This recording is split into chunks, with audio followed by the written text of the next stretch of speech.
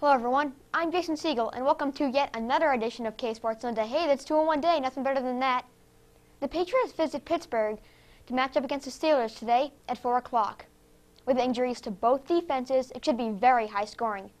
Adam Magaletta is in studio to give us a roundup on which parts of the Patriots and the Steel Curtain need patching. Dylan Quint is also in studio to discuss college football, including the exciting 3 overtime game in between USC and Stanford. Now let's talk baseball. The World Series came to an end in a dramatic way for the hometown team and the hometown player. David Freese drove to the field the same way he does for every game, only this time he left in a brand new Corvette. The Cardinals took Game 7 6-2 on the bat of David Freese and the arm of closer Jason Mott, who pitched the final out here. Freese went 1 for 2 with 2 RBIs and a double. The third baseman also took home World Series MVP honors.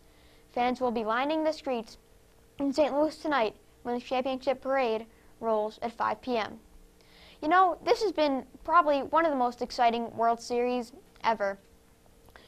You had the Rangers twice, 1 strike away from winning in Game 6, and the Cardinals forcing in Game 7, and not only that, but winning Game 7. Now let's head over to the back talk set with Adam and Tom for their thoughts on the World Series. Guys?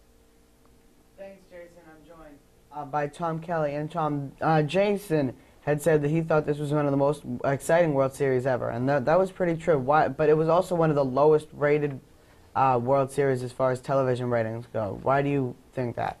Well, I think that because it's baseball, the game doesn't move as fast as other sports, so it's kind of hard to, stay awake through it. The St. Louis Cardinals, go back to, during the regular season, they weren't a championship contending team. They were 5-6 games down. They were looking up at the rest of the division. How do you think they turned their season around? I think they just said midway through, you know what, boys, just go for it. And they did, and guess what? They won the World Series. All right, and now we're going to take it back to Jason to talk about some Patriots. All right, thanks, guys. Now we'll talk the NFL with the Patriots. Injuries are the key story today for both the Patriots and the Steelers. Both teams are hobbled with key injuries to their defenses. Adam Magaletta has a scoop. Hi, everybody. I'm Adam Magaletta. Today, the New England Patriots head into Heinz Field to take on the Pittsburgh Steelers at 4:15. The New England Patriots are coming in at 5-1 and the Steelers at 5-2. Ben Roethlisberger, his favorite wide receiver Mike Wallace, and the rest of the Steelers offense look to exploit the Patriots' pass defense, which has been very inconsistent so far, resulting in it being last in the league. It's given up an average of over 322 yards per game. The Patriots lead the league in overall and pass offense, averaging 475 yards of total offense and 350 through the air. Pittsburgh looks to remain unbeaten at home, while New England looks for a win coming off their bye week last week. The Patriots put cornerback Ross-I Dowling on the injured reserve yesterday and released another cornerback, Lee Barton. Linebacker Gerard Mayo is listed as questionable for today's game, but Ben Jarvis Green Ellis, the running back, is ready for action. For the Steelers, linebackers James Ferrier and James Harrison, as well as wide receiver Hines Ward, are all ruled out for the game today. For YBA Sports, I'm Adam Magaletta. All right, thanks, Adam. Now let's go back to the back talk set to talk the Patriots. Thanks, Jason. I'm joined again by Tom Kelly, and we're going to talk a little bit of the Patriots now. The Patriots have the lowest rated pass defense in all of the NFL, and the Steelers with Ben Roethlisberger and Mike Wallace are a very balanced attack, especially on passing. What do you think the Patriots need to do to stop the Steelers from running all over them? I think they just have to play their defense, take advantage of their running game, see if they can expose their running game, maybe get some fumbles. Okay, and what do you think the Patriots need to do? Specifically, Tom Brady. They've won these last couple of games, but they've been kind of stale. They haven't really won definitively. What do you think they need to do today to get a definitive win over a great team? I think they just need to play a full game today. They just need to consistent offense, consistent defense, consistent special teams, and they'll be fine. All right, thanks. And now we're going to throw it back to Jason for some college football. All right, thanks, guys. Not only was the weather crazy yesterday, snow in October, what's more crazy than that?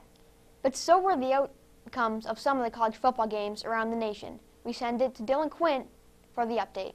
Dylan Quinn, and this is the college football roundup this week. Starting with the top, Boston, well, not really the top. Boston College only got their second win of the season with a 28-17 win versus Maryland in the snow. Roland and Finch got 243 yards rushing, 2 touchdowns on a helmet sticker, a college football final. Wow, that's amazing. Luke Kuechly got 12 tackles. That currently leads the country in tackles. Leading the country in tackles, that's just like, you're just completely at the top. Speaking of leading the country, Joe Paterno got his 409th win versus Illinois, and he passes Eddie Robinson for the all-time leader in wins. Wow, that's amazing. Derek Dinky missed a field goal that won the game for Penn State and gave Penn State a 10-7 win. Silas Red got 137 yards rushing, including the game-winning touchdown on a snow-covered field. A nor'easter hit both the Penn State game and the Maryland game. Speaking of great game, Stanford, USC, best game of the day. Stanford came back, was down with 2 minutes to go, but then they ended up winning in triple overtime versus USC, 56-48. Andrew Luck got 330 yards passing, while Matt Barkley got 284 yards passing. Both these quarterbacks will be first-round draft picks in April 2012. Curtis McNeil, he got 145 yards rushing. He fumbled on the last play of the game. That definitely hurt USC, and wow, and they ended up losing the game, 56-48. Well, that wraps it up in the world of college football. I'm Dylan Quint for YBA Sports. Back to you, Jason. Hi, I'm Tom Kelly, the Bruins YBA's hockey insider, here to talk about the back end of the home and homer between the Canadians and Bruins last night at Bell Center. Let's take a look at the highlights. All right, first period, it is the Canadians on the power play. They are moving the puck well, as you see here. And the Thomas Buchanan, the shot, tipped by Brian Gianna, 1-0 Habs. Tuukka, no chance on that one. Again, here are the Bruins. Total breakdown. Turnover right in the offensive zone.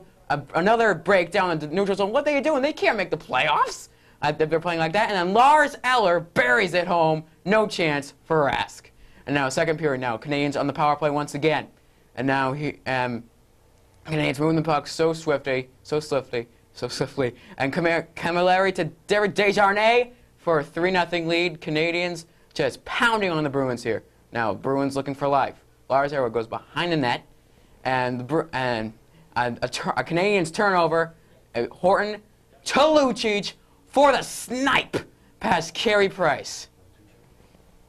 And now the Canadians trying to answer. Right in the offensive field. Lars Eller completely robbed by the split of Tuukka Rask. Oh, and as the Bruins are saved by Tuukka. And now, Bruins trying to get some life and maybe for an epic comeback. And now, as Tyler Seguin will eventually get into the slot, he will backhand it home through the legs of Mr. Carey Price. It is 3-2. But that's the closest they will come, as Thomas Buchanan will bury it home and seal a deal as the Bruins are swept in the home-and-home series against the Canadians. 2 straight losses, dropped to 3-7. And Jason, who do you think is to blame for and Adam, who is to blame for the Bruins' early season struggles? I think basically it's a whole. It's not just one person or one section.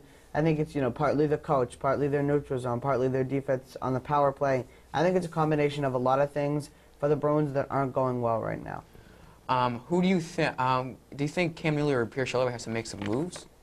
I think right now they have the talent, as you can see by the fact that they're reigning Stanley Cup champions. I don't think they need to make moves right now. I think they just need to take the people that they have and get back to where they were at the end of the last season.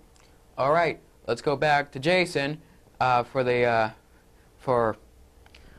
go back to Jason now. All right, thanks, guys. That'll do it for this edition of KSports Sunday. Thanks to Adam and Tom in the back talk set. Thanks to everyone in the tech crew. I'm Jason Siegel. Happy Halloween, and enjoy the Patriots game. We'll see you next week.